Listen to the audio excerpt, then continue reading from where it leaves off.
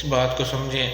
तो ये चेकिंग ख़यालात की शनाख्त कैसे करनी है वो तरीका आपको मैं समझाता हूँ। आप ये बात हमें जो है इस तरह समझ आएगी कि हम अगर गौर करेंगे कि कौन सा ख्याल क्या है, किस जानिब से आया है, और ये सोच जो थिंकिंग प्रोसेस है, ये ख़यालात हमारे जहन में, दिमाग में कहाँ से आ रहे हैं, किस जानिब से आ रहे हैं, रहमानी हैं, अल्लाह की तरफ से हैं, या शैतानी और इब्लीस की तरफ से हैं, शैतानी ख्याल है।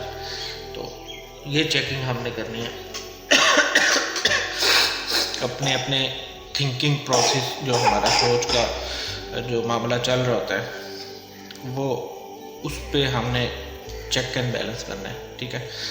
तो मैं जानता हूँ ये बातें शायद आप पहली दफ़ा सुन रहे हो, या ज़्यादातर मेरे बहन भाई हैरान होंगे कि ये क्या बहकी बहकी बातें कर रहे हैं। तो